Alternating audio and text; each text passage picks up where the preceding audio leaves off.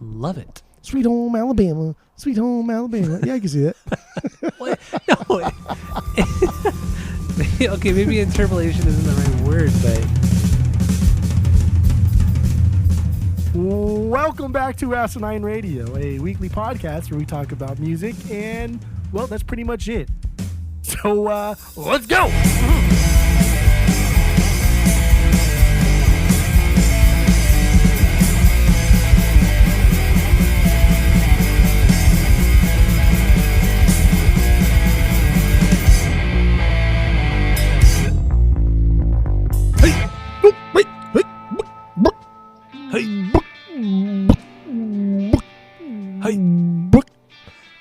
This is Asinine Radio. This is the weekly music podcast where every week we get into a different band or a different artist and we break down one of their records. We get into the music, the lyrics, how it was made, all that good stuff. And we try to have a good time doing it. My name is Tyler, and way out there, hundreds of miles away, is Jeff. While you're listening, go to Spotify, Apple Podcasts, give us 5 stars and 5 stars only. Tell all your friends, tell all your family, because we are the greatest podcast of all time. All the social media is at Asinine Radio. So check it out, follow us, and that's all I got for the boring intro. So what are we doing today, Jeff? It was boring. We were doing Sugar Ray's Floored. Well, it is all nice and decent, slip of the curl. This is Now, Jeff, what's your origin story with Sugar Ray? Go. I knew Fly. I'd never bought Floored. I had 1459 when it came out. I think that was one of the things I got from the Columbia House Records penny CD era. But wonderful Columbia House. But I never went back. I never went backwards. I think I never went backwards because of Fly. I it's like, that's a great song, but the songs on 1459 are different and more rock based. So I don't want to hear an entire album that sounds like Fly. And then I got into Sublime and stuff, and so I just never even thought to go back to Sugar Ray until in more contemporary years. But 1459 is definitely my introduction to Sugar Ray, where I really listened to it front to back and dove into the band. All right. So yeah, my origin story is kind of similar. Fly was the first thing I heard. I remember hearing that on the radio, and it was one of those moments, we've talked about it before, where you've never heard anything like it, and you're just so kind of just in awe, because you can't compare it to anything else. And that's what Fly was for me. Mind you, I was 10 years old. This came out in 1997. And so you and I were both 10 years old at this point. So we didn't have much exposure to a lot of music, but this blew my mind. I was truly obsessed with Fly. I could not get enough of it. I recorded it on a cassette tape, and I would just listen to it over and over and over again. And it wasn't until 1459 came out that I actually bought a Sugar Ray CD. And I remember loving it, but also being really disappointed because I wanted to hear more of Fly, even though it was 2 years later. I just wanted more Fly. So yeah, that's my origin story. It really comes down to Fly and Floored. And then it wasn't until probably my early mid 20s where I realized, oh shit, they actually have a record before Floored, before Fly, like Lemonade and Brownies. What the fuck is this? And then you listen to it and you're like, wow, what? I mean, you don't expect Sugar Ray to have that heavier tone, because all anybody really ever knows about this band are their hits, their big pop hits. And a great example of that also is friend of the pod, Dane. A few years ago, we did 1459 on the pod, a lost episode of the pod. And we told him, oh yeah, we're going to do Sugar Ray, we're going to do 1459. And he laughed at us. He thought we were joking and fucking with him. We said, no, we're really going to do it. It's a great record. And he didn't believe us until he listened to it and we did the pod, and he's like, dude, this record's fucking amazing. So 1459 is, he was blown away by it, because it's true. It's a great fucking record, and you don't expect a band with these singles to have that, to play that kind of music. So, anyway, that was really long-winded. So let's go with our first impressions of Floored, I guess, or just kind of overview of Floored. So what do you got? So our boy Murphy, the bass player for Sugar Ray, he does these YouTube bits, and there he ran through a bunch of Sugar Ray songs in order. Every Sugar Ray song. I don't think. I mean, just the ones he was in. I haven't got that high. No, he didn't do Little Yachty. Minnesota. Is that Lil Yachty? That's Lil Yachty. It is Little Go to Yachty. Minnesota. That would be so funny if Murphy did a bass playthrough of the Little Yachty song, Cold Like Minnesota, just to be funny. I love to hate that song, and I hate that I love that song. I hate that song so much. So our boy Murph, that's what I call him because we're best friends. Our boy Murph does these YouTube shorts. And he breaks down kind of like just his bass part mostly, but also gives little tidbits about the band, about the writing process, about what was just happening at the time. And ever since then, I really got into those. We really got into those, really. I realized that like Lemonade and Brownies is great. It's great, but like Floored is just a better Lemonade and Brownies. It is. And that's just why I ranked Lemonade and Brownies lower. But my first impressions of Floored was when we first started kind of like getting more into Sugar Ray. I'm like, holy shit, this band is really fucking good. It was always Lemonades and Brownies was above this, and 1459 was their best. So this week in particular, I really took it at, let's hear a band that released Lemonade and Brownies and then took the parts that they liked from that and just became better musicians. And like that's what Floored is. That's what Floored was. And that's how we really came into it listening this week, I guess. Yeah. I agree with you. I mean, Lemonade, I love that record. I have that on vinyl as well. And you and I both have it. But it really is kind of like the demos of Floored. And that's not a knock whatsoever because the songs are great. But you're right, too. You know, they took the best from that first record and put it in Floored, added more melody and, you know, reading more about it and kind of going off of what Murphy had said on those YouTube videos. The band wanted to go more of a melodic route and Mark didn't want to. He wanted to keep with the metal stuff, and maybe it was because of some like an insecurity, or he just I think that was really what it came down to was an insecurity on his part. But eventually, you know, he came back into the studio, came back into the band, and they did Fly, and the rest is history.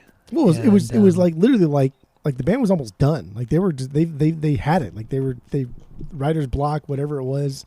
And when you say like Mark was like came back, like he had left. He didn't want anything to do with the band at that time. They were fighting, they were mad. And he came back because I think it was Murphy and Craig, right? The DJ that were just the DJ, threw this little thing down, and that's how the song kind of blossomed and like reignited the passion. Yeah, they were really bummed because Mark had essentially ditched the band. Yeah, so they were bummed and they were kind of like noodling around in the studio. And Murphy threw down the bass line, which is a super basic bass line, but it is really basic. But I mean, that's all you need sometimes. And when you really think about the song "Fly" and that line, it's very very dub based.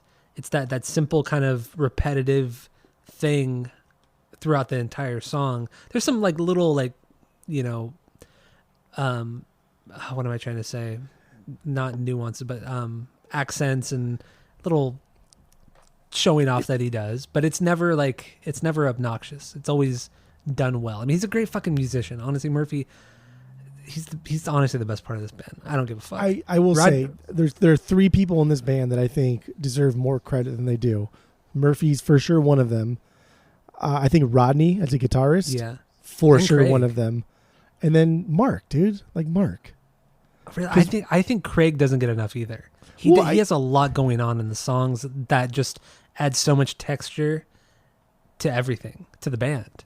I think Rodney deserves more credit because Rodney can write lead riffs like any of the greats. Like he really can. He can write. Not a good soloist, not a great guitarist, but he can add these little accents to an already existing catchy riff that just elevate it to this point where like, wow, man, that's so fucking great. And we'll get into like kind of the battling between Rodney and Craig where they go back and forth on a couple songs.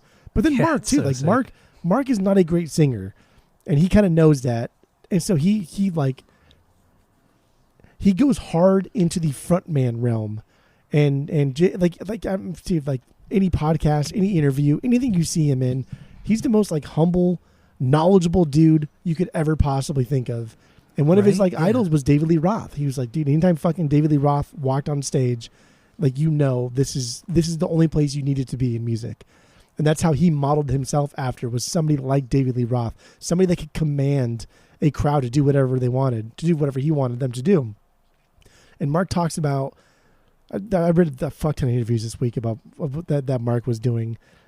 And one question that somebody asked him before he put on that throwback 90s tour with like Everclear and Eve 6 and all that stuff and Smash Mouth, they asked him, like, what do you think like it takes to be a front man? And he basically said, like, you just got to lie. You got to pretend that everything that happens on stage, you meant for that shit to happen. He says, whatever happens, you got to just go with it. If something fucking falls apart, you got to pretend like you knew it was going to fall apart. I was just like, damn, that's fucking like, that's like prophetic. That's crazy to think that these people are still people. They're not just like untouchable rock stars. Yeah. They're still people on stage that have to adapt to what is happening. Things go wrong. They adapt just like any other job. And I thought that was really cool. That was really, that's really down to earth.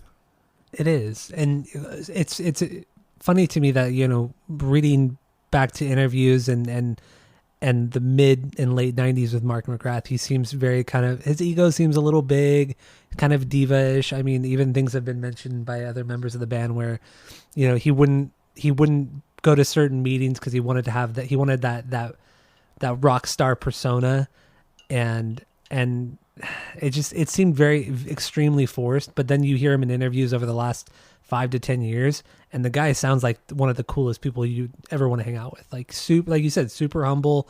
The guy is knowledgeable about music. Like, he knows what he's fucking talking about.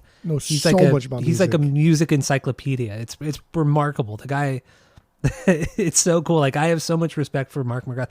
I honestly have so much respect for every member of this band. I think they're all very, very talented. I mean, Stan Frazier, the drummer, he's a good drummer, but he doesn't do anything flashy. But he's more there for the songwriting. Like, he did so much to add to the songs themselves. And like I said, Craig, DJ Homicide, his textures and the things that he added to the songs are so important to the band, especially on Floored. It's just so fucking rad. But in the end, I think Murphy and Craig are my MVPs on this record, especially Murphy, because he fucking rips it up. I think, like, for me, it's Murphy, Rodney, Mark, Craig, Stan.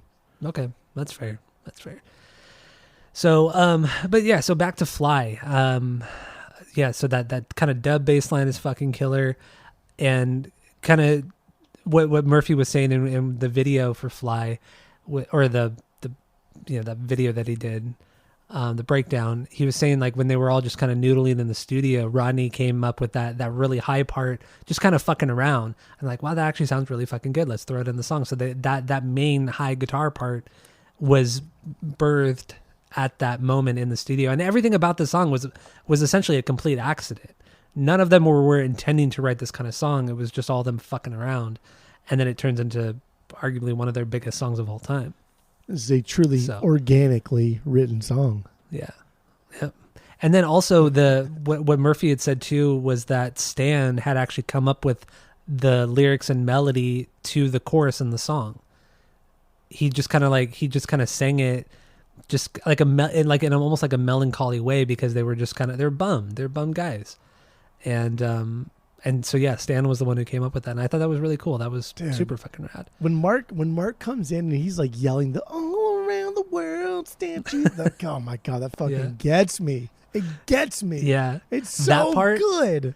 That part, and when they all come in as this kind of like gang vocals thing, when they do the "I just want to fly" part, but they extend the note of the "I," like the like it's just a lot. They just hold it for longer.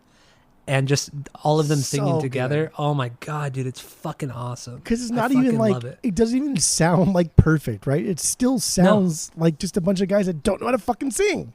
And I love it. Dude, David Kahn's like slayed with this fucking album too. Like their big name producer did a killer job bringing this all together. Yep, because it still has enough of that rawness of Lemonade and Brownies. And it's just this perfect mix. Everything about this is a perfect mix, perfect tones from all the instruments too. I mean, the snare tone is fucking killer on this one. And I mean, I'm a sucker for the snare tone. they fucking nailed it with Stan's snare. I fucking love it. And Murphy, I mean, Murphy is so perfectly balanced in the mix. There is one song though, which we'll get into, where during the bridge, they had to have intentionally turned him up to just make it super fucking heavy. And I don't know, man. This record is just a great balance of everything that they were and everything that they were to become. So on 1459 at least. Not the stuff after that. I didn't list Fly as a banger. I just Really? Because it's too easy. It's such a fucking fantastic song. I can listen. It's on this record twice. And I don't even care. That it was so yeah. Let's get into that. Like it's on this record twice. They got Supercat, who I mean, even since this song, I don't really know who Supercat is. I know he's like a DJ or like an MC kind of hype man, essentially from Jamaica He's or from the Caribbean. Kingston. Yeah. From Kingston, yeah. So, but otherwise, yeah, I've never heard him in anything else. It's kind of like you kind of think he would have done something with Sublime or No Doubt, because they're all from like generally the same area, really. Orange County, Long Beach. Well, it's surprising that Supercat. I think Or that's did he do why. something? No, that was just we bring up Sublime. I don't think Sugar Ray would have been. I don't think Sugar Ray would have done Fly had it not even been for Sublime.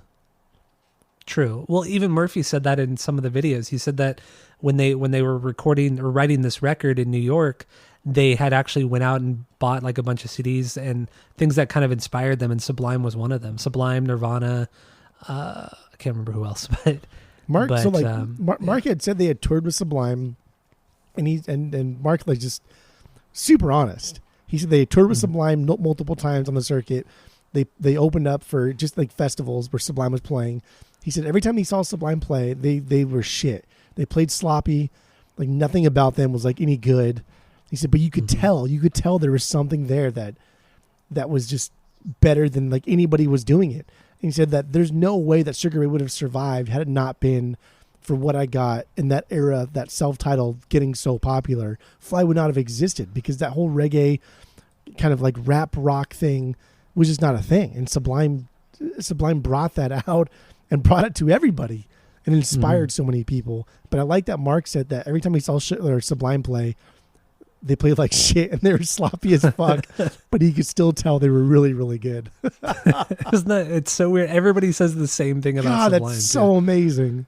How can a band that sounds so shitty still be so popular? I mean, Like but their records really are amazing. everybody you talk, or everybody you hear or read interviews from, they all say the same exact thing. That Sublime, every time I saw them, sounded like shit. They were sloppy. They didn't know what the fuck they were doing, but goddamn, they were so fucking good. Well, I mean, even looking back or even listening to the live records, Bradley Nolan Friends, especially. Oh my God.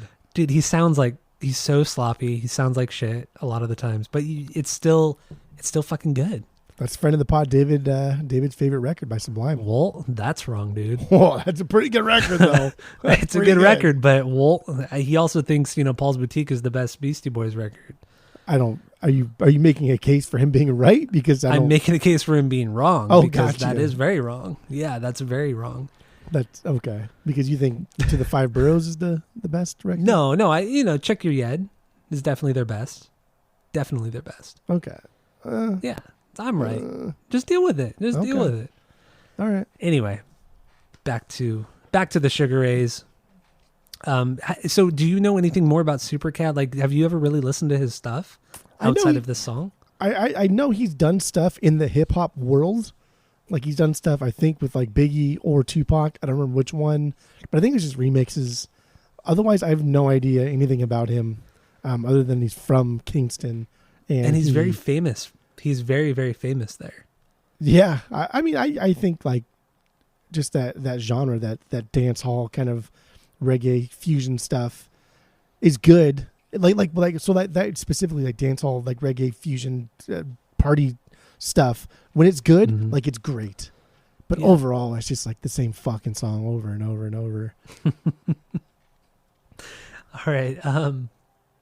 Another part in Fly that I really love too is that bridge that gets super heavy, like that heavy guitar riff, and then Supercat's rapping over it.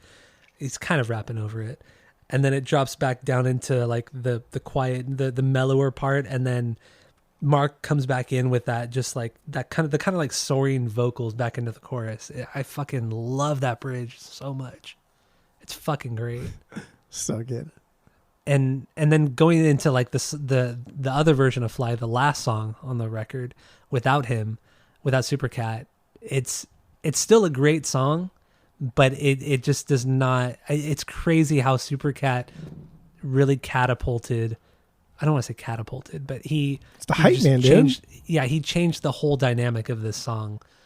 But I still love the the version without him too. It's still it's just so different.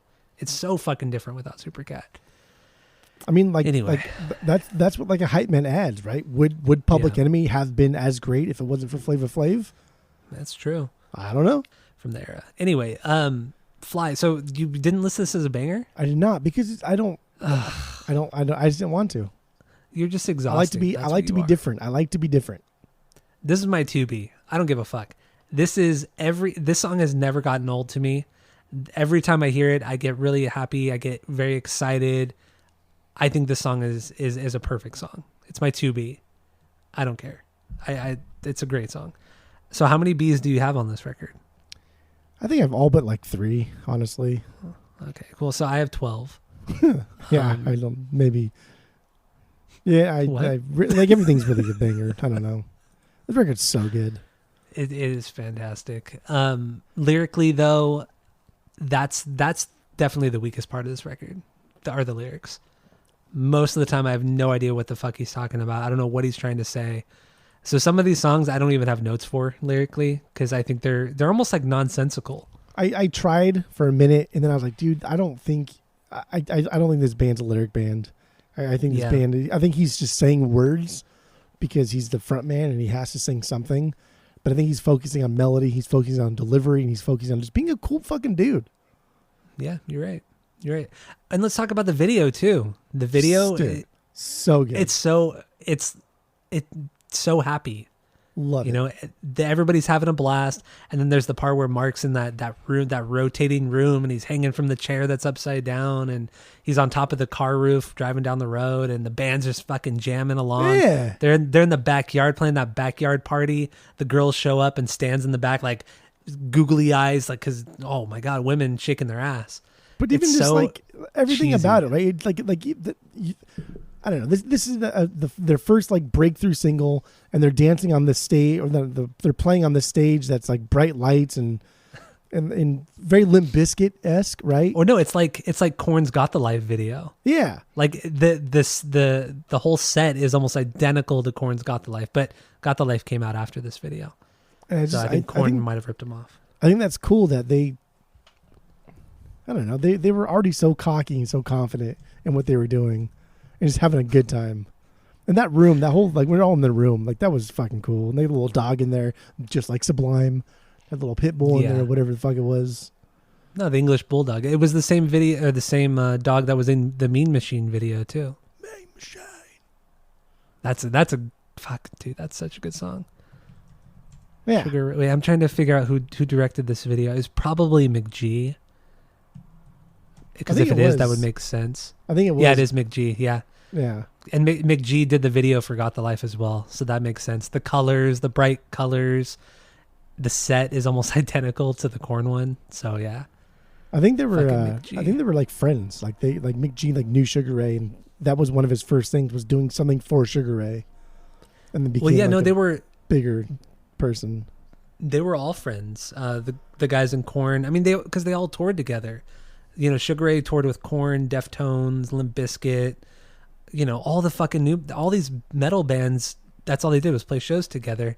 And there was even a moment too where in the videos that I was watching with Murphy, he was saying that, yeah, we knew that we couldn't sound as good as Korn or Deftones, so I just decided not to tune we just decided not to tune our guitars or our bass as low as them, because why would we do that? We can't sound as good as them, so we might as well just tune up or do standard tuning. And I just thought I like that kind of, you know, just kind of humbleness. They didn't try to rip off these other bands that they loved and they played with all the time and were friends with. They just kind of did their own thing, and I like that. I really, really dig that. Nothing about them seems phony at all. It's great. Not at all. But I think Mark and Mick G went to high school together in Orange County, and so I do think like I don't know if Mick G would be as big as he is now had it not been for Sugar Ray, and then vice versa, and then they both helped each other become very, very successful. Yeah, I mean Mick G did so many videos in the '90s as well, and then he directed He did movies. Yeah, he did Charlie's Angels. Yeah, he one of the Terminators. He did a fucking bunch of stuff. Oh, did he really do a Terminator movie? But I think like his first music video or his like start was Sugar Ray. So I don't. Could it? No, because he did a Korn video in '94. He did a song for the song Faggot. So I know he was doing stuff with Korn prior to this, but anyway, Mick G. The Mick G's. So, do we have anything else on Fly? No, that's it. It's a perfect song. It's a beyond banger. It's a timeless classic. But you didn't listen. People that didn't even grow up in this era know that fucking song. Yeah, you're right. It's a killer one, man. But no, I did not listen as a B. What's your 1B then? Do you want to do your 1B or do you want me to do my 1B? No, you go first. It's your. Because that was your 2B. Okay. Yeah. American Pig. American Pig's my 1B. Okay, that's my 7B. God damn, this song is unfucking real. It is unreal. I absolutely love that riff. He throws it in with that little very Middle Eastern inspired thing, like that shit like 90s Offspring was trying to like shove down everybody's throat, and it works so well here. It works so well. And I still swear that Chug it sounds like Electric Funeral. I even listened to both of them today. Really? And I'm getting it. I didn't pick up on that, but maybe when we play it again, I'll think of it, because, I mean, this is one of the heaviest songs on the record. I heard a lot of Pantera, not as like heavy as Dimebag stuff, but definitely in that same vein. Also, not just the riffs, but the way the song kind of like trudges along, kind of like Pantera's songs did. That dun dun dun dun dun, just that. I don't even know how to explain it. It's just trudging along, and I fucking love it. That high guitar lead is fucking solid too. It's a great song. The gang vocals in the chorus are fucking sick. And then the whole song, the song starts and it ends. I don't really care for the end, but the song starts with "I know you're gonna dig this," and then it drops into that riff. That's Craig. Man. That's Craig saying that little intro part. Oh, is he actually saying it? Yeah. Okay. Dude, the end part where they double time? Like, you don't like that? No, I meant like when, because they do that "I know you're gonna dig this" at the very end too, to end the song, and I'm like, you don't really need to put that at the end as well. But whatever. So good. It was still I think this thing is just incredibly heavy. It's so chuggy. It's so dark. But like you can tell they're probably like laughing as they're doing this, thinking like, God, this is so fucking stupid. I love this so much, having the time of their lives. I know, right? And it's like whenever you hear Murphy talking about the recording sessions for this one, he just talks about like, dude, we would go into the studio, we'd work, we'd get food and drugs delivered to the studio. We'd go to the bar down the street with the record executives, and just everything he talked about was just like fond, fun memories. Record outside of like Mark having his hissy fit and leaving. Outside of that, everything about this record sounded like it was so much fun. Everybody had a blast doing it. Just enough fun to like look back and be happy with it, but not too much fun where like somebody died, somebody OD'd, somebody went to jail. Like just the perfect amount of fun. Yeah, it's not like the Motley Crue or some shit. Exactly. Def Leppard, Oh shit! Let's play a little bit of American Pig. We'll get more into the music, maybe touch upon the lyrics if we even have anything. So here it is, American Pig from the Sugar Rays. I know you gonna dig this. I don't hear the Electric Funeral. You don't hear the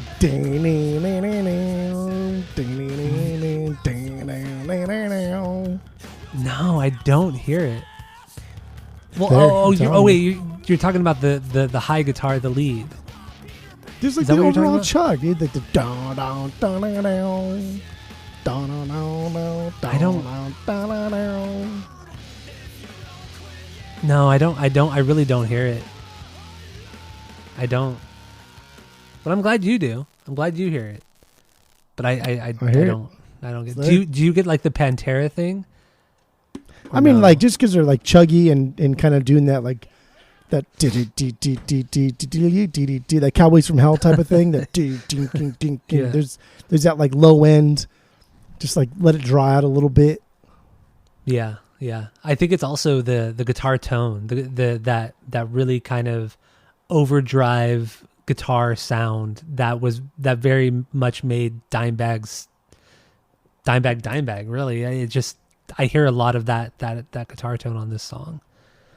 And that's what's cool about this record too, is like not every song sounds like the other. Like you'll have something like this, and then you'll jump into a song like Stand and Deliver, the next song, or a song like Cash. You know, like actually now that I'm looking at the sequencing of this, you know, Dude, I know American Pig, Stand Delivering Cash. What the fuck? Cash. 3 songs that don't sound anything like the I need other. some fucking cash. Oh, dude. God damn, America! But in the end, American Pig is something else, man. It's so fucking rad.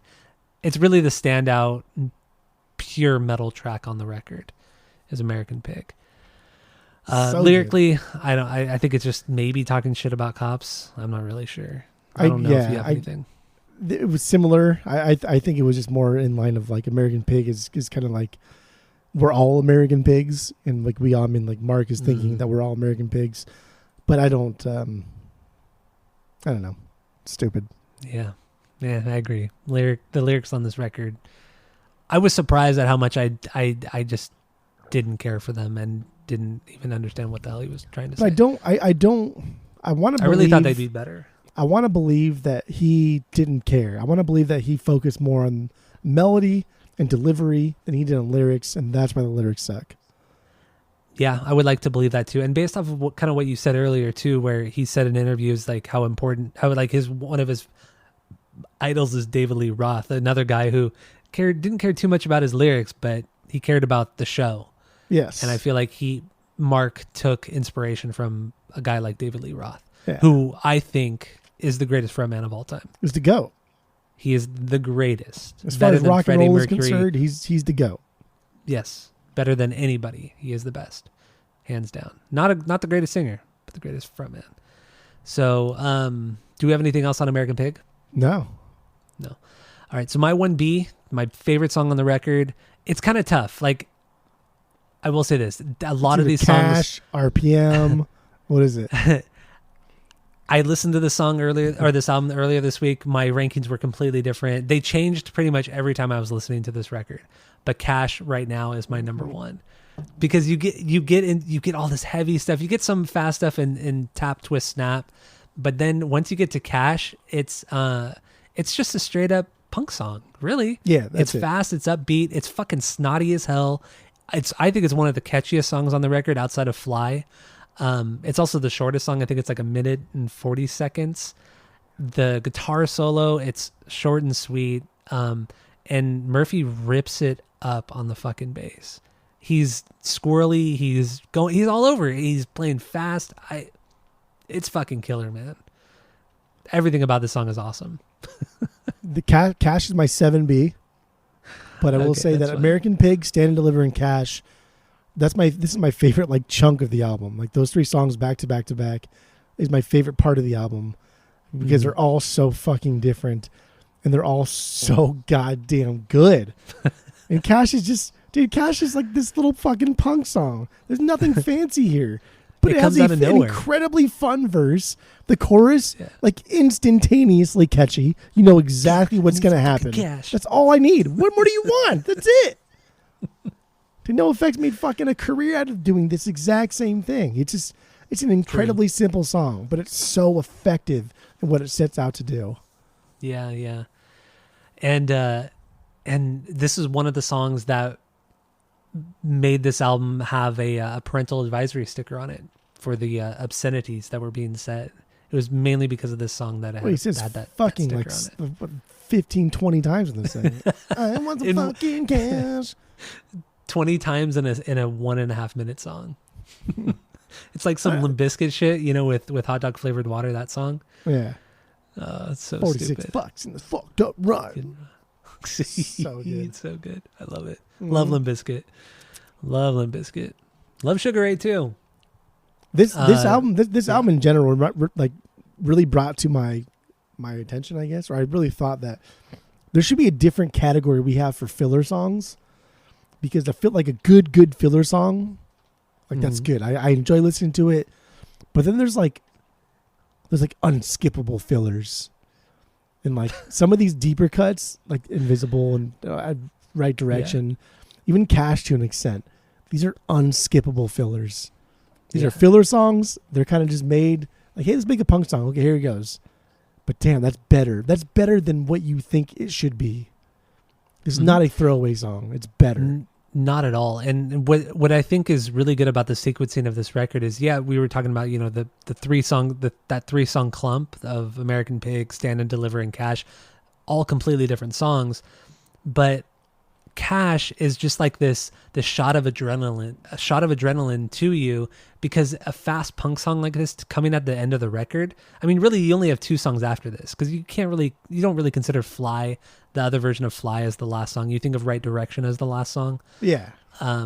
But to throw in a punk song this late into the game, to really kind of to get you pumped up to round out the record, I thought that was a great choice in sequencing. It's fucking killer, man. It's fucking killer. This record is something else. Sugar Ray's fucking report card. You put Mean Machine, and then you put Fly, and then you put like Cash, and then Someday. Like, what? It makes no sense. What are you doing? And then you put any song off of Little Yachty. You're like, is this the same fucking band?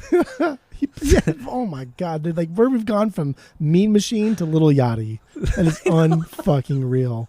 Unreal. You would never in a million years think that it's the same band. Or it's even like, I do this to people all the time. I'll play the song Aim For Me from 1459. I'll play it to somebody who I know has never heard any Sugar Ray outside of the singles. And I'll play that for them, and I'm like, I'll give you like $10 if you can tell me who this is. And 100% of the time they can never tell me who does Aim For Me.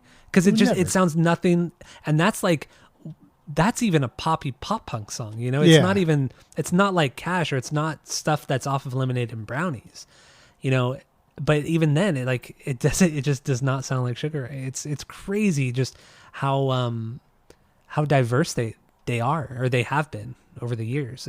They've done so much, and they don't get enough fucking credit for it. It's so irritating. It's because of that. They don't get enough credit because their diversity killed them.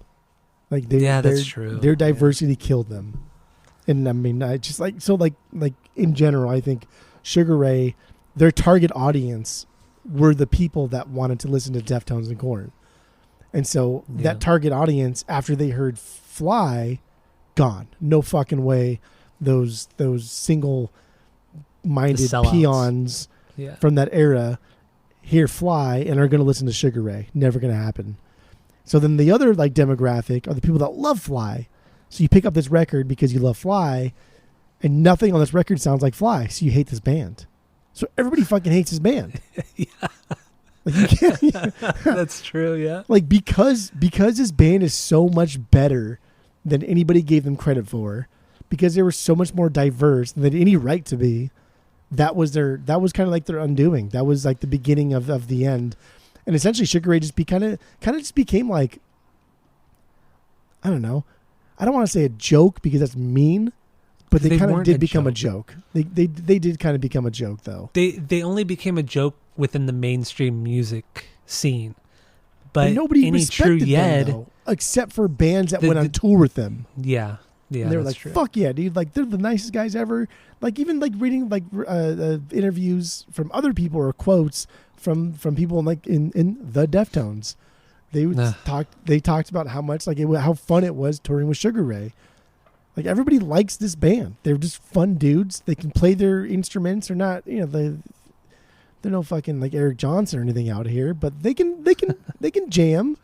Yeah, absolutely. They come up with some great fucking metal, punk, pop music. Like it's remarkable. And when you think about it too, the risk they took of releasing Fly as a single, like I mean, really, because like you said, they're immediately alienating their metal fans immediately, Gone. and those hoping fans are gone. and hoping that the radio catches on to Fly. Like that is an enormous risk, and it worked for them. It's crazy. I mean, and rightfully so, because Fly is a fucking amazing song. It's such a good song. And there's and like there's no reason why like What I Got should be hailed as like this great fucking reggae. And I love Sublime, love What I Got, but there's no reason that, and that was on there twice too. And there's no reason why What I Got should be hailed as like this fantastic reggae, rap, rock tune, but we dismiss Fly. Like, right? This fucking makes no sense. Fly is a better Stupid. song. Fly, I think hands down is a better song than What I Got. I would 100% agree. I absolutely agree that Fly is a better song than What I Got. Like when you look at the the big three, when you look at the big three from that Sublime record, from the self-titled record, you know, What I Got, Wrong Way, and Santeria, I would argue that Fly is better than the top three from that album. Oh, it's not better than Wrong Way. No fucking way. No way. I will give you What I Got. Okay, it's definitely better than What I Got and Santeria. And Santeria. Santeria is so fucking cheesy. But Wrong Way, dude, come on. I'll give you Wrong Way. I will give you Wrong Way, but it's close. It's fucking close. I mean, if you take some of the deeper cuts from that from the Sublime record, they're definitely better than Fly. Some of the deeper cuts. But Fly, compared to the singles, I mean, Fly trumps it. It's funny because What I Got was produced by David Kahn. Yeah, right. And that's why they want, and that's what it was from the videos. Yeah. Murphy had said that the reason why they went out when they were in New York, why they went out and bought a bunch of CDs, were to familiarize themselves with David Kahn's work, and that's why they got Sublime, and I forgot who else right now, but yeah, that was the reason why. But like same on fucking Sublime, right? What I Got is on there twice. That's not like an unheard of thing to do. Is drop that remix thing on there twice. So I don't know. I think it's unfair to say that Sugar Ray is like dumb or silly or whatever, but then like idolize Sublime in a way that because it's completely unfair. They're the same fucking band in so many aspects. I totally agree with you on that. Oi. All right. So let's do we have anything else on Cat? Oh, let's play Cat. I feel like we fucking fight people over fucking Sugar Ray. Like we do. We have here in like the Sugar Ray corner, dude. Like everybody like us versus the world of Sugar Ray. We have defended this band. I would say I've defended this band more than most any band, really. I mean, even Korn, my favorite band of all time. Like because I know a lot of people have heard a lot of Korn, but I know most people haven't heard really any of Sugar Ray, so they're not giving Sugar Ray the fairness that they deserve, or they're not giving Sugar Ray the what am I trying to say here? The proper treatment, because Korn, like even if you hate Korn and think they're goofy as fuck, they were still involved, if not like really solidified a genre, a movement of music. Yeah, Sugar Ray didn't do that, but they're still really, really, really fucking good. They're fucking good, dude. And I will fight anybody who says that Sugar Ray is bad, because I do. Like even at the bar, like still like fucking almost every other week, I'm telling somebody how great Sugar Ray is, and they say, "Oh, no way, that band that sings fucking every morning." But do you not like that song? It's like that's another thing too. They make fun of the band for these pop songs, but are these pop songs not great? Like they're still fucking awesome. True. It's exhausting. People who don't like Sugar Ray are fucking exhausting. You'll fucking sit there and sing like "I want to hold your hand" a billion fucking times. That song sucks. But then you fucking act like you don't like every morning or someday. Bitch, please get the fuck out of here. Comparing the Beatles to fucking Sugar Ray. But I picked like the shit. I fucking hate that song by the Beatles. I know. So I hate that Beatles song too. That may be like my most hated Beatles song of all time. No, you know what's worse? There's two songs that are worse than that. Twist and Shout. I fucking hate that song. And I also hate oh my god, what is the fucking Let It Be? I think Let It Be is one of the worst songs ever written. Cheesy. I fucking hate Let It Be. That's pretty shit.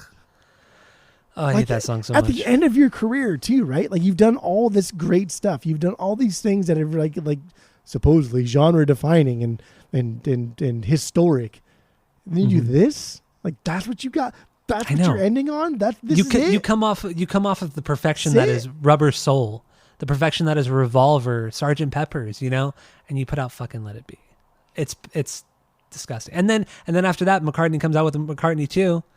He comes out with Temporary Secretary. Come on. Crazy. Dumb. It's fucking crazy that like the Beatles were the Beatles and then ended on Let It Be. Correct. Yes. You Yes, are yes. trash. Beach Boys are better. You are trash. Or another example is people think that The Wall by Pink Floyd is the greatest thing they've ever done. That is not true. I argue weekly with my Yeah. fucking idiot neighbors. I don't want to it's get like- into it. I'm not going to mention any names. Phil, Dave, Ronnie, Elizabeth, Diana. I'm not going to mention any names. But If my you think God. The Wall is the best, you've never listened to most of the Pink Floyd records. and that's because most of them have not. Yeah, exactly. But I don't. That's the whole thing I don't want to get into. Is it's We don't gonna need be to mad. open up that can of worms. Just kidding. Just be mad. All right, let's play a little bit of Cash from the Sugar Rays. Here we go. I don't know if you kind of picked up on any of this on your listen throughs, but this song, and there's a couple other songs too that sound like he's trying to channel his inner Mark Atkins from Guttermouth, Dude, because he has that Guttermouth does. snottiness. There's another song on this album that I said my fucking notes. I said the exact same Yeah. thing. Exactly, fucking exactly. I love it, man. I love this band. Love this record. All right, so let's move on from Cash to what's your 2B? Or yeah, what is your 2B? Anyone. Wow, that is my 12B. That's my least favorite song on the record. Anyone. Why do Wow, you okay. why do you hate the song? I don't hate it. I don't hate it by any means. I just think it's the Before- weakest song on the record. Before we even continue though, I will have you know that I just opened another beer and it's a Bud Heavy. Oh, No there lime, you go. No Yes. glass, straight from the can. Oh, I like that. I like Just- what I'm hearing. Just as God intended. So That's the only way to drink a Bud Heavy, just Yeah. by itself. do you so I guess we'll continue talking about beer. When you drink out of a can, do you wipe the mouth part? Oh yeah, before I open it, of course. Yeah. Okay. Yeah, 'cause there's all kinds of shit on there.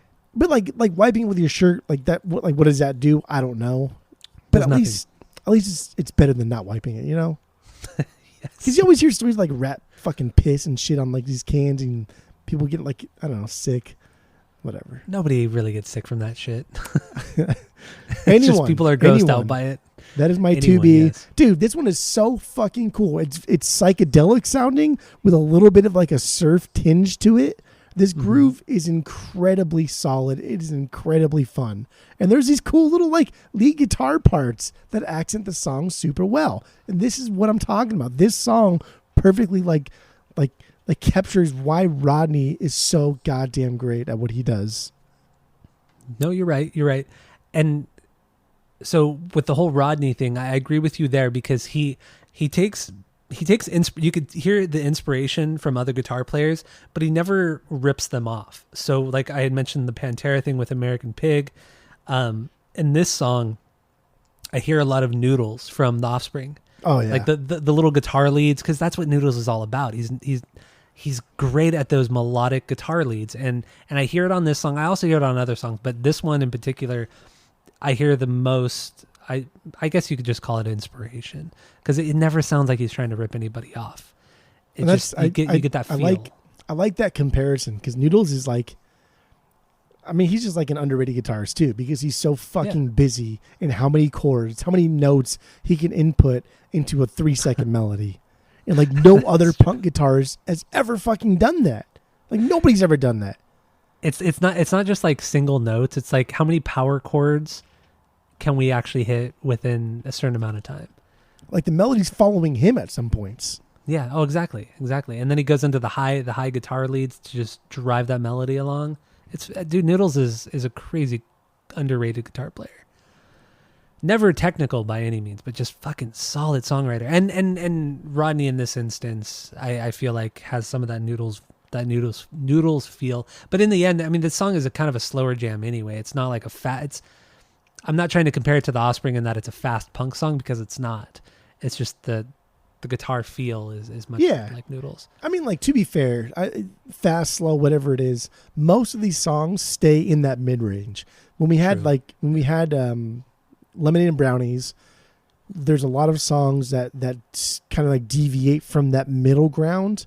And I think like David Kahn was the one who was like, dude, you guys need to just stay in the middle. Like, just stay in the fucking middle. That's where the money is. And that's fine. I don't knock anybody for trying to make a living doing what you want to do. But like that's where this record lies. And I think that's where I deviated from Lemonade and Brownies this week was because Lemonade and Brownie took more liberties, more risks, more everything. Didn't always work out. But Floor didn't take all those risks. But every song on here is essentially a banger because of that. Agreed. Lemonade, dude, like Lemonade and Brownies and 1459 are equally as sloppy. 1459 is sloppy because the songs don't fucking sequence in any way with each other. They're all over the fucking place. It's a fucking comp. It really is like a comp. It's like they doubled down with let's see how many songs we can make sound different, and they doubled down with that one after Floored because like we said before, Floored is kind of all over the place, but still sequenced well, even though it's all over the place. But 1459 is a fucking hodgepodge of it is. It's just a fucking mess. Songs. It's a mess. Produced well. Everybody's New gotten direction. New direction to every morning. I just there's never been less of a sequencing error than that. But I love it. I love it for that. And like, do you know Tony Robbins or Anthony Robbins, like the power of positive thinking guy? Yeah, he's so obnoxious. But I remember seeing something. I don't even know if it was him that said it, but I remember him talking about the power of like the way you use words in sequence with each other. And one thing that stuck out was new direction. And he was like, "Did you hear new direction or did you hear nude erection?" I was like, "Motherfucker, that's the same fucking thing. It doesn't matter what you said. Who cares?" But now that I'm thinking that Sugar Ray is ending their stuff and beginning their stuff with new direction, I wonder if they thought it was funny to say like new direction. Honestly, I wouldn't be surprised if they did do that. New direction.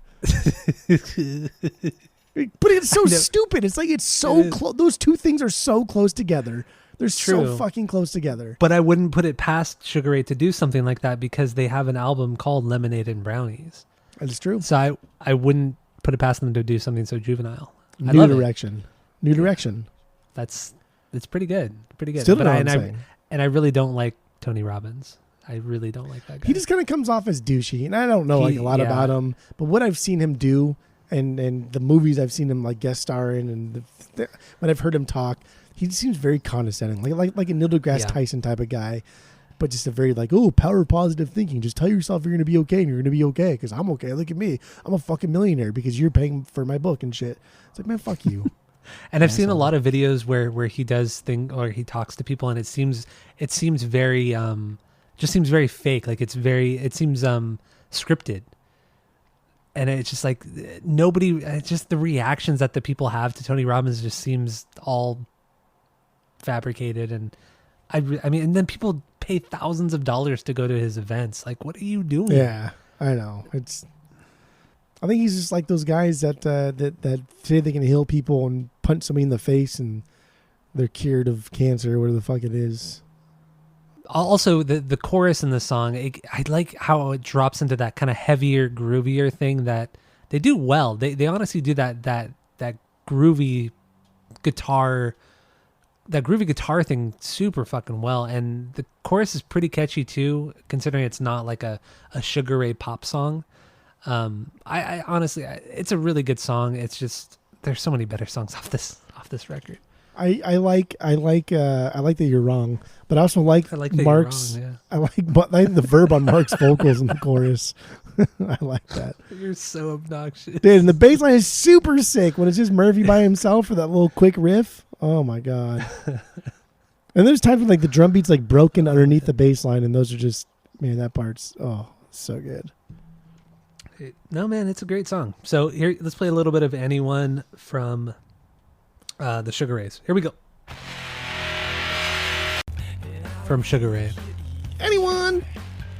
That part is pretty good. Yeah. When he kind of whines anyone. It's really a whine. That's what it is. He does a really good job at at bringing like a variety of vocal deliveries. True. And if he's not a good singer, so like get over it, right? Who cares? But if you really just get into how much fun he's having, a lot of the things he's doing are really good. He goes high, he goes low, he goes fast, he goes slow. That's fucking rhyming, dude. It's not rhyming though. Dude, low and slow. I said high and low and fast and slow. That was rhyming. Okay. A little bit. You're right. Slow and low don't that, rhyme. dude. You're right. Whoa. Fucking guy. This fucking. What's your God? That we only done two B's. What's your 3B? What's your two? No, your 2B was. We've done 4 songs already. What are you talking about? What's your? What's your 3B? RPM, the opener. Okay. Do you not love this song? Are you stupid today? That's my 6B. Oh God. Dude, let's get into this. They all can't be 1Bs. What do you want me to do? What do you want from me? Well, RPM could be higher on your B list. So anyway, yeah, this is what a great way to start the record. You still have that intensity from Lemonade and Brownies, but it's more refined. You have the better tones, better songwriting, better kind of melodies in this song.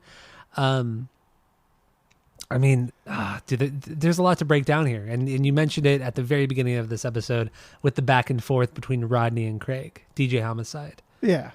It's fucking killer, dude. It's And so that's- good. Well, it is. That's something that like I wouldn't have thought about. I wouldn't have known had we not watched like Murphy's videos. But even like Yeah. his bass playing here, and I think whenever somebody is talking about like breaking down a song, they're going to really get into their own instruments more than anything else, obviously. But like he's talking about like what he's doing here, and there's a lot of bends in this. There's like quick triplets here, and I only really know what triplets are because friend of the pod Phil is really good at doing triplets. But Steve Harris, right? Steve Harris from Iron Maiden, bass player, fucking fantastic, if not like the greatest like triplets bass playing of all time. And so when Murphy was talking about how he's doing it here, it was subtle. It wasn't as obviously as obvious as Steve Harris is doing it, but it's there. But also It's there. He's not here to show off. He's here to write a good song. And you hear it so much when he talks in the videos about, you know, when to just kind of sit back and let the song breathe. And he mentions, what song was it now? There's one song where he Breathe? mentions that it's not the song Breathe. No, it's not. Actually, no, it's not. No, it's not that song. Because they hated that song. Dude, we cannot end without not talking about Stand and Deliver. Just saying. Of course. No. We'll talk about that. Fuck, what was I going to say?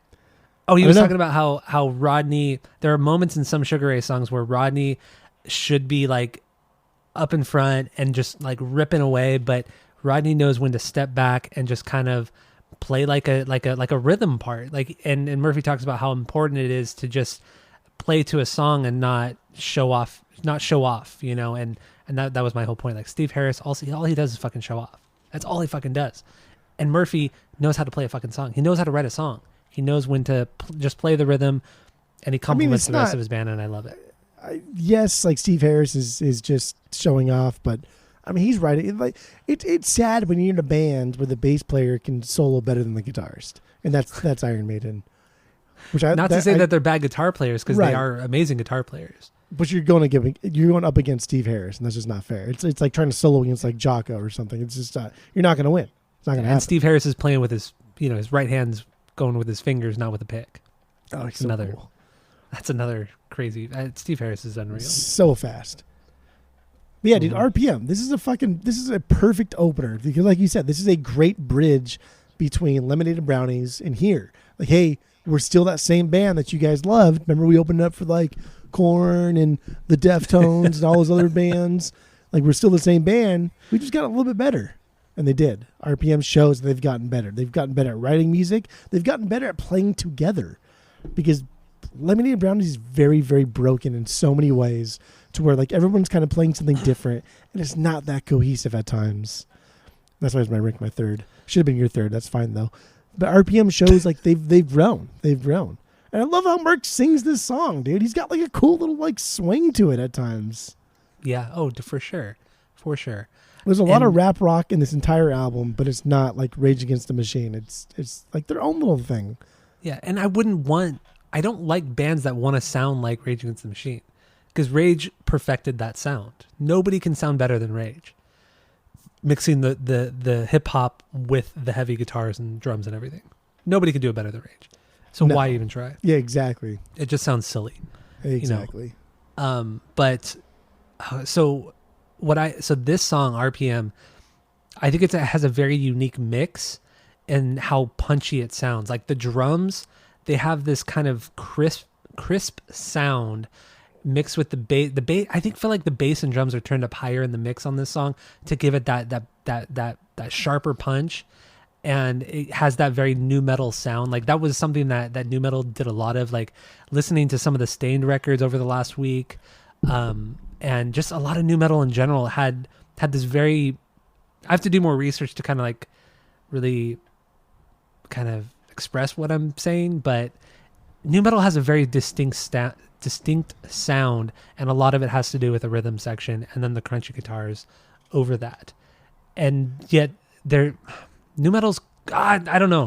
New metal is very, very complicated because honestly, there are times when I listen to like Primus, I'm like, dude, that's Yeah. new metal. That's what fucking new metal Yeah. sounds like. And there are times when I listen to Sugar Ray, I'm like, yeah, that's what fucking new metal sounds like. So new metal is a complicated bitch for sure. So this is what I'm trying to say. Everything is so heavy and so down-tuned in new metal, but everything doesn't sound like a wall of sound. You know what I mean? Like it doesn't Right. sound like it's this Still compressed crisp. thing where everything Still is crisp. the same level. You can differentiate all the Yes. instruments.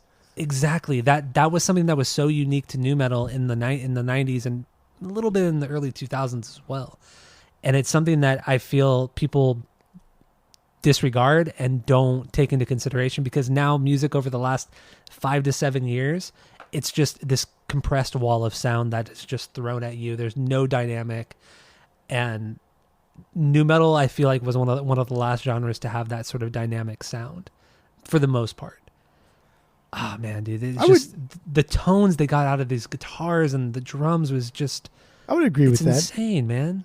I think when fucking you're insane. when you're down tuning a lot of instruments and you're playing in just such like a low register and everything's so guttural and low, you would think that everything's going to kind of blend together, and like using a lot of like floor toms along with, what are they, like drop C, Yeah, drop fucking C just usually. as low as fucking possible. A lot of B opens, sometimes. Yeah. but you're still getting. I don't know. You're still There's getting still a room. clear. There's still clear production. There's still clearness of like the guitars put up against the bass. You can still differentiate between the two guitars, the bass. The toms aren't overpowering anything. The drum beat's still there, and then like the singing, Yeah. or rap rocking, or whatever the fuck new metal pretended it wanted to be. Nobody really knows what it wanted to be. That's the thing. That's the crazy thing about new metal, is that everybody wanted to be like Korn or Rage Against the Machine, but nobody could ever reach that level. So it was always kind of like a knockoff of one of the two. I do think like you can pretty much like trace new metal's progression and decline with like Korn, really. Like whatever album Korn released, that's what new metal sounded like at the time. Yeah. That's about it. Like that's it. Like Korn was new metal. Like they should just change their fucking name to new metal. I mean, I also understand too, you know, Korn kind of weren't the first band that were doing that sound. I mean, you could go back to Sepultura, who were putting out records in 1987 and 88. And like even Fear Factory and shit like that, which we're gonna get into on our new metal episode in a few weeks. But Korn really just kind of defined the sound. Defined they for were sure. They were the band that everybody wanted to sound like. And even Sepultura, because Sepultura put out Roots a year or two after the first Korn record, and that record Roots was even kind of not based off of, but inspired by that first Korn record.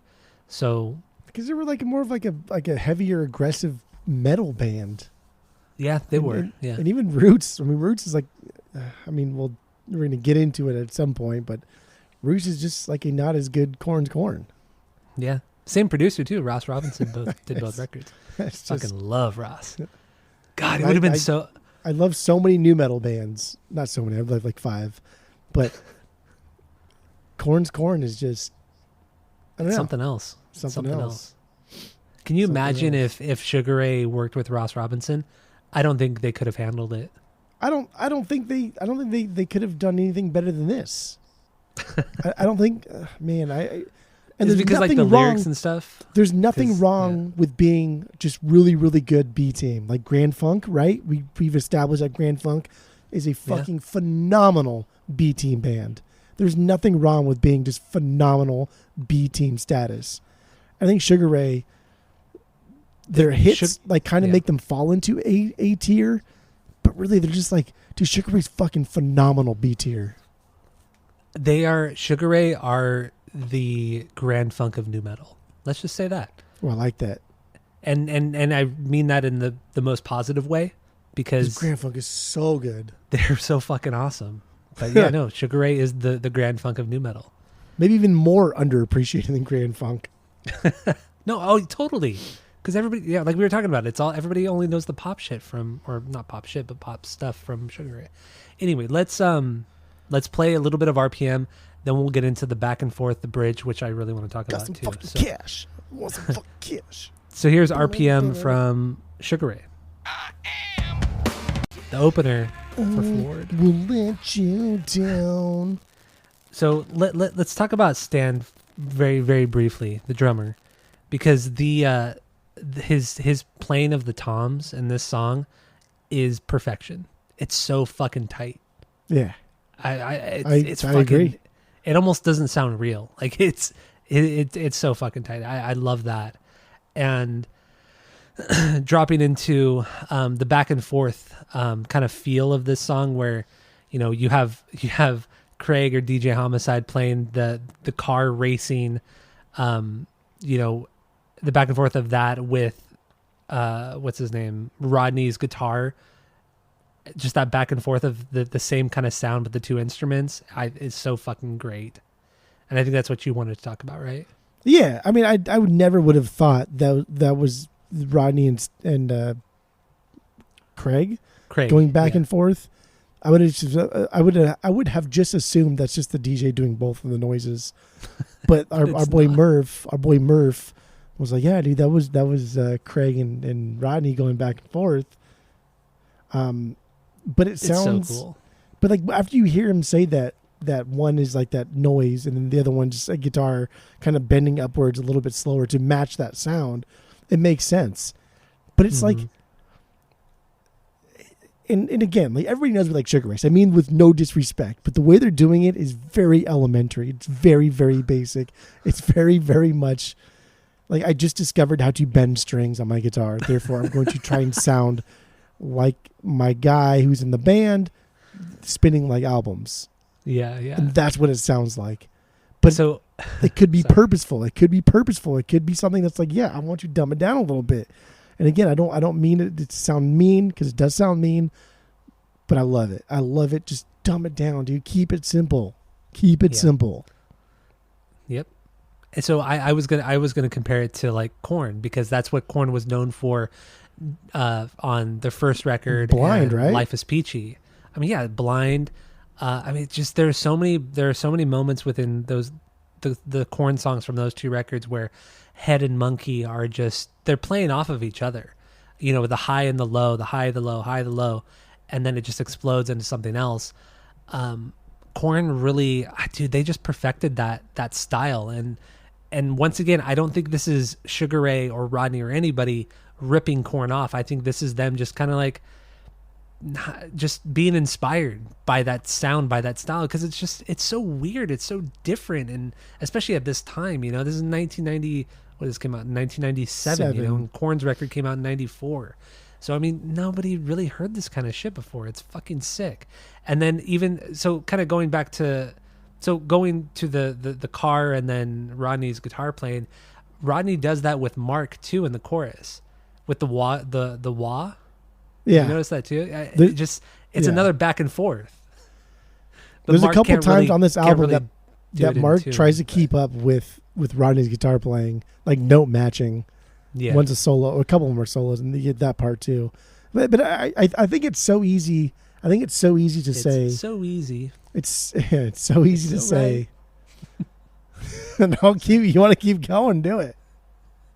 Batenda. That song. That song is so dumb, but I love it. I think it's so easy to say like, oh yeah, this is So like right. Korn did this shit first, so therefore they're copying. But it's like, dude, this is what music is, especially when music is like coming up in the same scene. These guys are touring together, like they're clearly inspired. Like Blind probably like completely inspired that little back and forth part, because I don't know any other band, especially in like the metal realm. Like, dude, come on, like Blind is so fucking good. Like that intro is so stupid. Like, what is that? What are you doing? Why is that so good? What is It's that? great, man. It's fucking good. I mean, they take so much. I mean, Korn took so much from Faith No More. They took so much from Frank Zappa or Steve Vai, really. Red Hot Chili Peppers. I mean, they're not immune to that, stealing ideas from other bands. They just kind of took ideas and made them their own. And that's kind of what Sugar Ray does too. Not to the extent that Korn does, but it's just a lesser version. I don't want to say lesser version. That's not the right word to say, but just that's the same idea. It's taking like inspiration from people and then like writing your own music, and then just Everyone does it. which is what everyone fucking does. That's like saying everybody's ripping off the Beatles. You know what I mean? It's one of those things too, because a lot of people take shit from the Beatles. Every fucking band. yeah. I mean, dated back a little bit earlier, but that's fine. You picked the Beatles. It's not a big deal. Right when I referenced the Beatles, I realized you're gonna have a little. I'm gonna hate bitch it. fit about I'm it. gonna have a bitch fit. A little bitch fit. I'm That's gonna you. throw stuff. So from my computer, I love it. All right. So, do we have anything else on RPM? No, that's it. That's all. All right. So let's get into something else. What else we got? Dude, we got to talk about Stand and Deliver. Let's get into that. Good what do you God. got on this one? What That's my B is 8B. this for you? It's my 8B. Why is it so low? I'm also going to say something that you're really going to hate. I know. about You this don't song. like the original. You probably don't like Adam and the Ants. You don't like anything about it. Why? Well, no, it wasn't that. It's something else, actually. But Do you hate Mark's vocals on this one? no, I fucking love Mark's vocals on this one. God, because he's trying Mark. So it's a cover. It's a cover. It's a cover by Adam and the Ants, or Adam and the Ants at this time, I guess. But Mark's he's not trying to do the accent. He's trying to be funny doing the accent, and that's the Exactly. difference.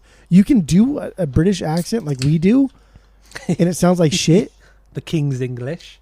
But when we try and do it funny, it sounds great because we're funny and we do a perfect fucking King's English. King's now. English. Get it right. Sorry, King's Pay the price. English accent. It's on point. We do it better than the Brits. So Yeah. We do it better than When- Skip.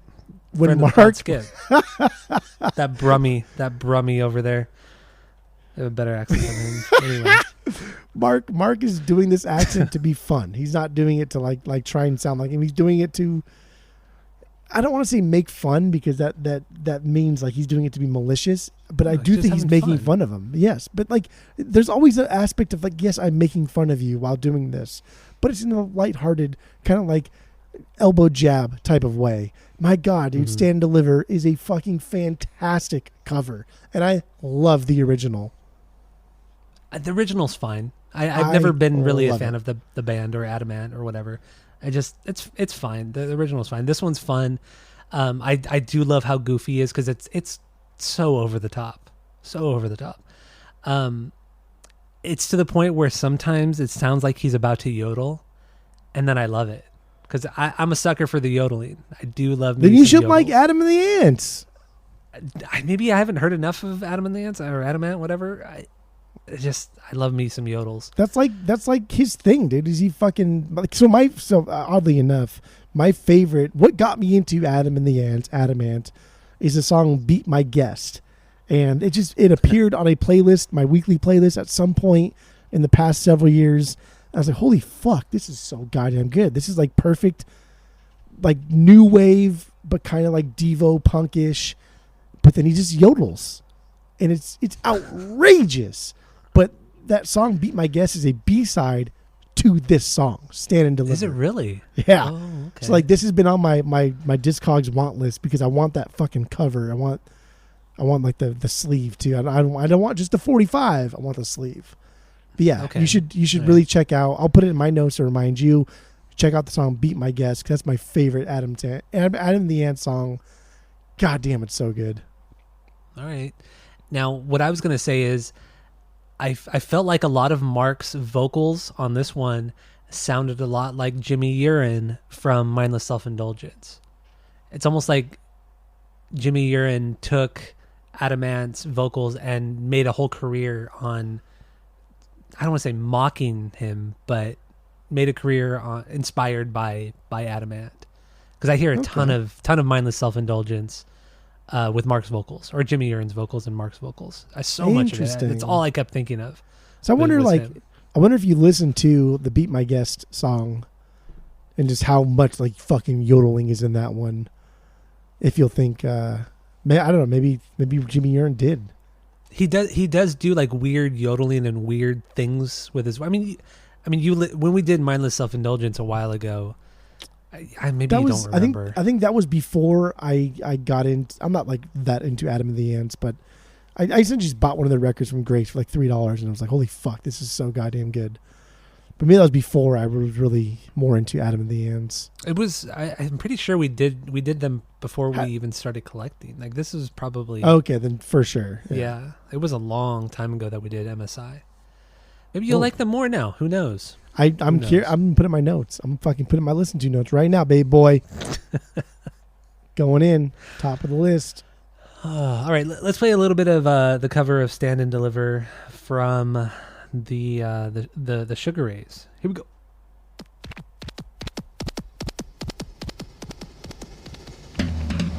God, it's such a weird cover for them to do, man. Yes, dude, it's And- so bizarre. We talked about some of the covers that they've done when we did the rankings, but I mean, I would say this one and the Kid Cudi they did of Day and Night. Oh my god, that was so Dude. good. That was probably Fuck. that's probably like one of the best covers I've ever heard of any song. Like I Day and Night- agree. I agree. like maybe a top 5, top 10 cover of any song ever. That Day and Night was amazing. But this is you know so- on so What? like just going off of more covers to interrupt you because I don't care anymore. But she she I don't why did I say she? Who is she? I Did you have listen? no idea. Did you listen to their cover of "Time After Time" from the Best of Sugar Ray? I don't think so. No, Yeah, so at least not this week. they did a cover of Cyndi Lauper's "Time After Time," but they also did a cover of a Beach Boys song at some point, and I don't remember why or when they did it. But god damn, it was so fucking good. Like it was so goddamn good. They still did, the stuff that you hate about the Beach Boys, the perfect harms the Beach Boys are known for, the stuff that you hate. They even like did that. They interpolated that stuff, and it was really good. I don't know. This band's unreal. They're great. They're great. So I didn't realize until just now that No Doubt did a version of "Stand and Deliver." Yeah. Have you heard that one? I don't. Yeah, we listened to it. No, we didn't. There was on It's the from- deluxe version of what's that record? Push and Shove. Push and Shove. Yeah. I don't remember listening to it. At all. I'm pretty sure I told you to listen to it, or I talked about it. I don't remember.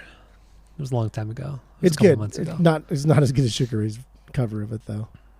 Sugar Ray. I They honestly- do great covers, man. I love that Adam and the Ants song. I think it's so great.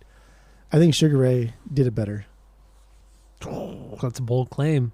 I think bold they did it claim. better. It's just it's so fucking fun. I think this cover may be the most fun song they've ever done. It's Maybe. so fucking over the top goofy. It is. Yeah, it is really over the top. Like you can just see like Mark like standing up really, really straight, right, with the mic in his mouth, but like tilting his head upwards, like oh no, and like talking like this and using his right hand to kind of like do like that like oh thank you sir, where you flip it around and then put the two fingers outwards. I know you know what I know what I'm exactly doing. what you- yeah, I know exactly what you're doing. Yeah, yeah. I think like this man, this song is so fun. I was gonna also bring up. Wow. What was I gonna say? Fuck. But we could keep I going. completely Stand went Deliver. brain dead. Stand and deliver. What's Speed Home California? Is that probably like your two? Speed Home California. Speed Home. Oh, I remember. Okay, wait. Before we go into that, in Stand and Deliver, the ending of the song. I don't remember in the Adam and the Ant song. Did they play the Endless Summer song? Because that's the Endless Summer song at the end of the Sugar Ray version. At least like a weird version of it. Really? Yeah, the Endless Summer theme. That boom, boom, boom, boom, boom. I mean, it's kind of like a pretty kind of a basic, thing. But no, listen to Stand and Deliver again. The end of it, they play that Endless Summer theme. And I don't remember if it's in the Adam and the Ants version, but it's definitely in the Sugar Ray version. But go back and listen to it. I'm fucking blown away. I added that to my notes. All right. So Speed Home California is my number 5. What is it for you? Speed Home California. That is also my number 5. Another kind of interpolation of Sweet Home Alabama. Love it. Sweet Home Alabama. Sweet Home Alabama. Yeah, I can see that. What? No. Okay, maybe interpolation isn't the right word, but I don't know. What the fuck am I? Sweet Home Alabama. Sweet Home Alabama. I like that. I will forever say that now while I listen to that song. It's a bad way of me describing it, but This is my favorite Mark song. man. I fucking love the way he sings. This is the song that I think is very Mark Adkins like of him. He sings like Mark Adkins. It's punk, it's sloppy, it's goofy. At one point he says, "These are the breaks," which is not like what Mark Adkins, but that's a Curtis Blow reference, dude. That's a Curtis Blow nod. That's golden age hip hop shit. These are the breaks. Break it up, break it up, break it up. Yeah, it really That's is. fucking cool. It is super sick. Dude, Mark knows music. Mark knows music, and he knows how to just be fun at this time. I mean, I think the whole band knows what the fuck they're doing. None of them are dumb. None of them, everyone knows music well. I mean, listening also, I don't remember what song Murphy was talking about, but he was talking about Nirvana and how he was inspired by Nirvana at the time, and how Kurt wrote, how he phrased certain notes and certain chord progressions and everything like that. I think that was Anyone, because Was it Anyone? I think it was Anyone, and then because I remember he was talking about it, and he was like, "Not that I'm saying this song is anywhere fucking near anything Kurt ever wrote," and then like just kept going because I think it was. But the Anyone. fact that he was even picking up on it, you know what I mean? Like, it's just, I don't know, man. This band is way cooler than people give them credit for. It sucks. I agree. But yeah, Speed Home California. What were you saying? It's a good thrash song. Oh, dude. you were It's talking a about good the thrash Curtis song Blow here. connection. Yeah, I don't know. Everything's great here. The little guitar bends that Ronnie does, super solid. He's just really good at writing like lead licks, and I like that. Mhm. I like the solo here too. And this is also when I alluded to earlier, where Mark note matches the solo. He was like, "Wah, wah, ding, ding, ding." Like he says the same thing as he's playing, and I think that's Yeah. fucking stupid. That's so dumb. I love it. And then like the little hypersexual like in the bridge. So what are you doing? Is like a serious song or a joke song? What is this?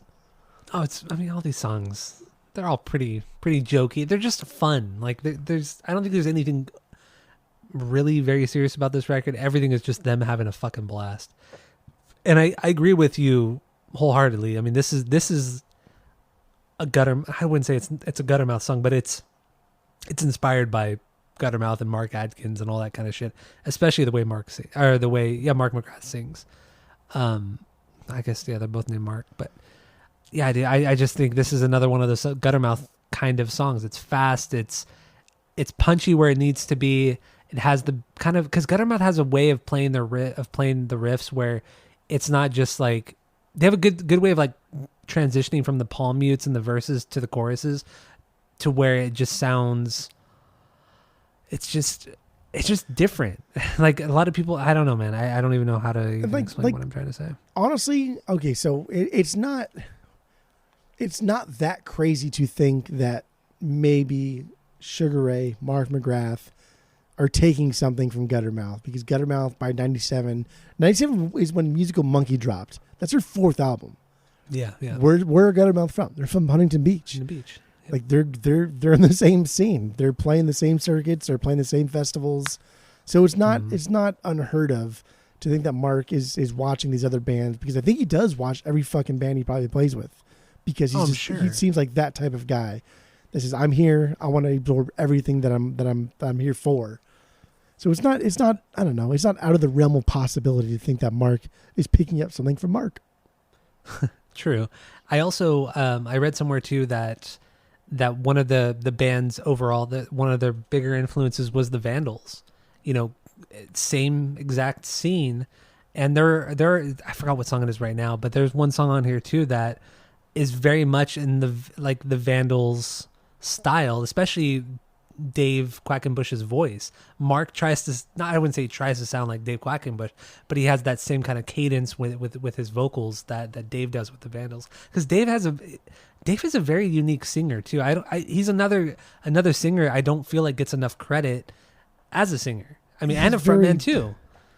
Like, very he's a unique weird for frontman. sure. He's a weird dude. Dave Quackenbush is a weird dude. I think, like, just off the cuff, I think there's nothing special about him, but there's no one that sounds like him. Yeah, right. I think that's fucking weird. It is very bizarre. His like kind of stage performance is a little like the Bouncing Souls. What's the guy from the Bouncing Souls right now? I can't even think of his Greg.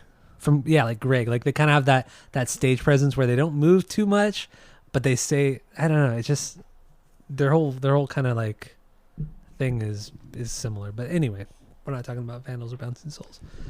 We could. Speed Home California. We could. Yeah, Speed Home for California.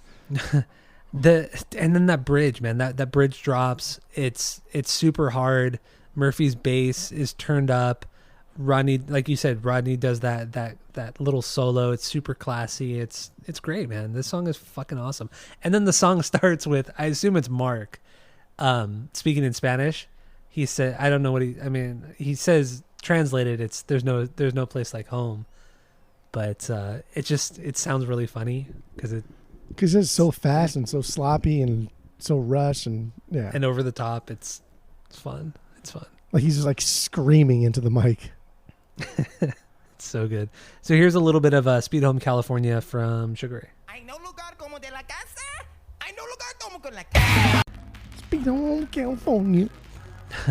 Once again, the comparison between Mark McGrath's vocals and Mark Adkins' vocals from Guttermouth is there are parts where this Mark sounds like Mark Adkins does on Big Pink Dress off of Musical Monkey. Yeah. Oh, yeah. There's I can't even explain what he does, but there's certain, I don't know, just the way he sings reminds me of Big Pink Dress from that record.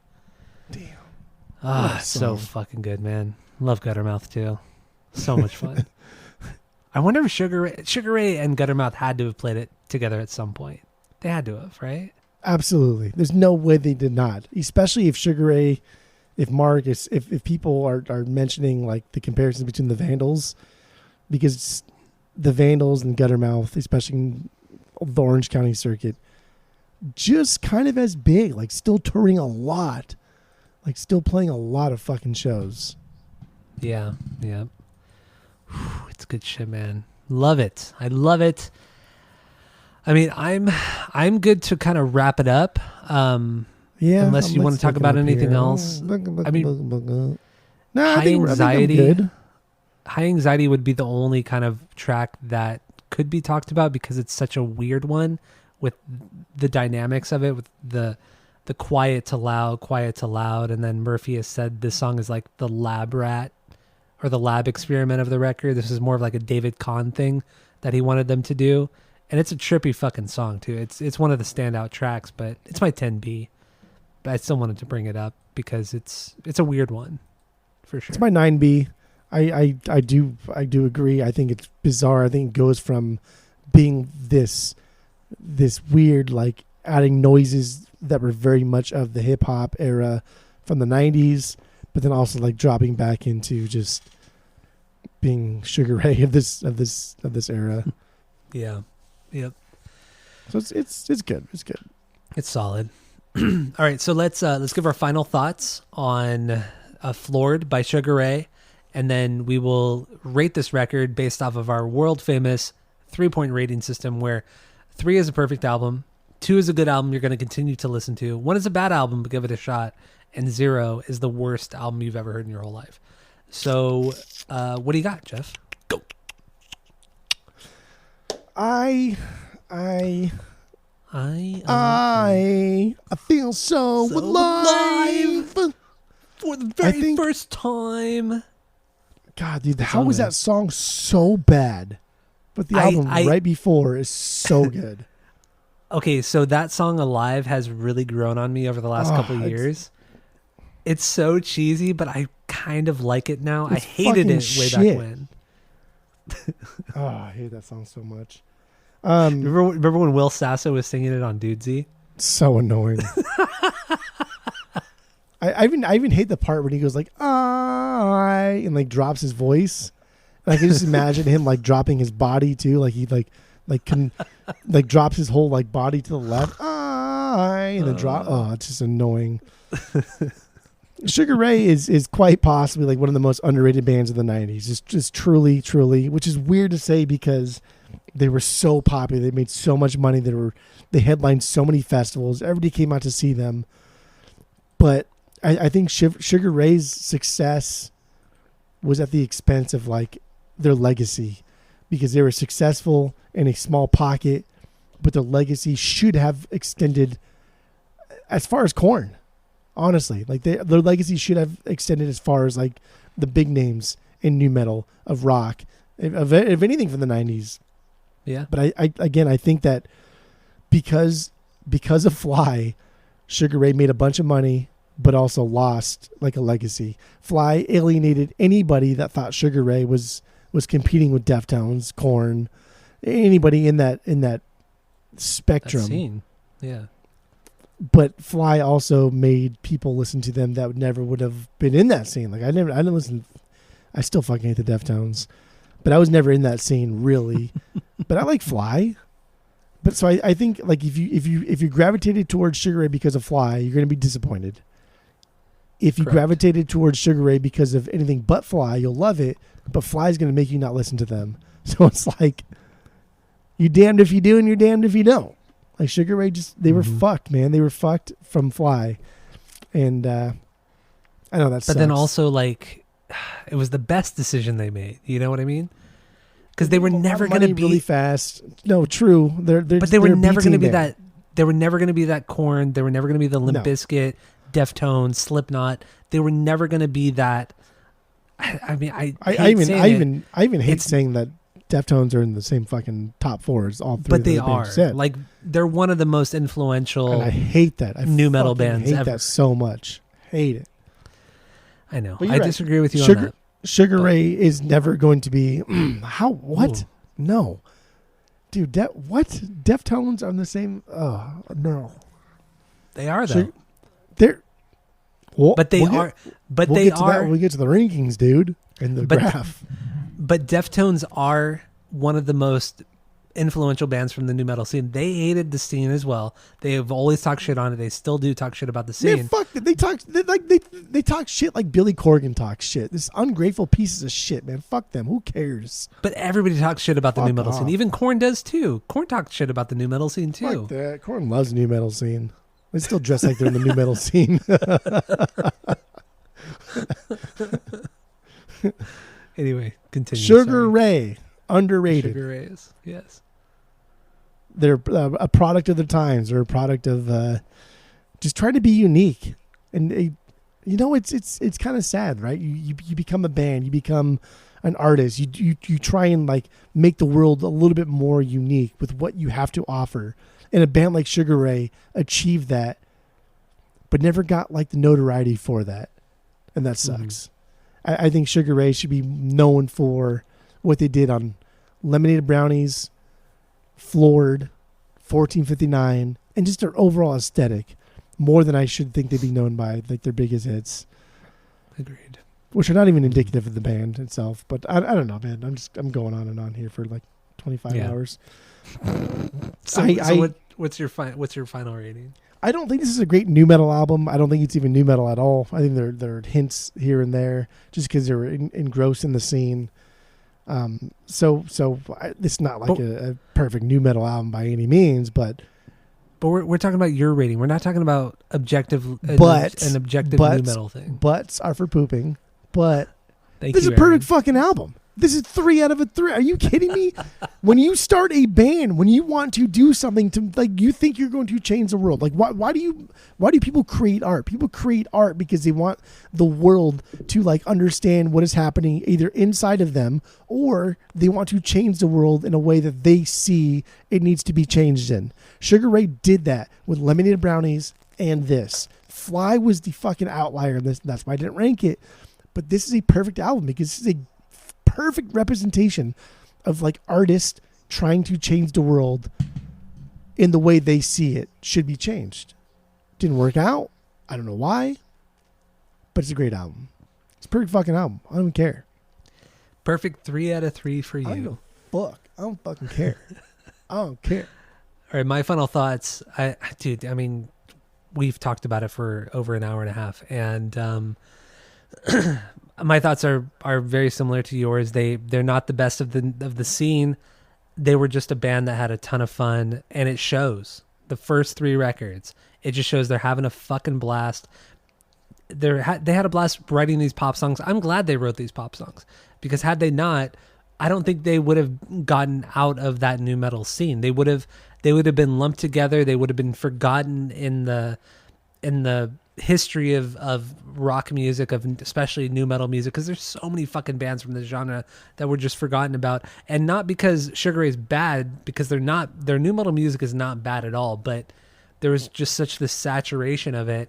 And but having Fly every morning, their pop singles help them get noticed, and I, that's so fucking rad. And it just shows, and like we were talking about it, just how dynamic their songwriting was. They could write songs like Cash, to American Pig, to Fly, to the cover of Stand and Deliver, even more modern day, the cover of Kid Cudi. You know, it's just like, what the fuck, dude? They can do so much, and they have done so much. And God, I have so much respect for this band. I mean, and it's crazy because, yeah, I don't know, whatever. I'm just gonna keep repeating So myself. good. Because they're so fucking good. Like, you cannot understate how great this band is. You're right, and I will defend this band for as long as I can, because people don't give them enough credit because of the fucking pop singles, and that's not fucking fair. I don't fucking understand how like Taylor Swift can sell out these shows, this era tour where people are paying $1,000 for a ticket, but like Sugar Ray gets laughed at. That's what I don't fucking understand. Well, I mean, also, you know, in all fairness, Sugar Ray playing arenas is a little much. You know, what's what I the mean? fucking difference, dude? Taylor Swift is playing arenas, and like, dude, her songs are no different than this shit. Just more boring.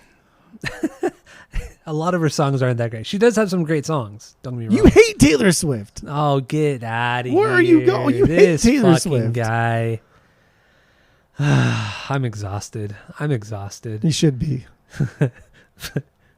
Anyway, I'm gonna start getting the giggles. What did you give the rating? What did you give the album? I didn't give a rating yet. I'm gonna give it a 3 out of 3. I don't do it often. I don't do it often, but this album is a perfect 3 out of 3. I fucking love this. Oh, it's so good. This Lemonade and Brownies and I almost said Every Morning and 1459, perfect albums. They really agree. are. I give all 3 of them fucking perfect 3s. They're all different. 100% agree. All different, all unique, all weird, quirky in the best fucking way. All 3 records, perfect 3 out of 3s. Fucking great. I don't give a fuck. So good. So, I don't know. That's all I got. That's it. That's all. Oh, boy, oh, boy, oh, boy. Stand and deliver. All right, well, thank you all for listening. You know what to do. Give us 5 stars on Spotify and Apple Podcasts. This is a fun one. I had a good time. And this is the we are starting new metal season over the next month, and it's going to be a great time. So that's it. That's all. I'm in the intro.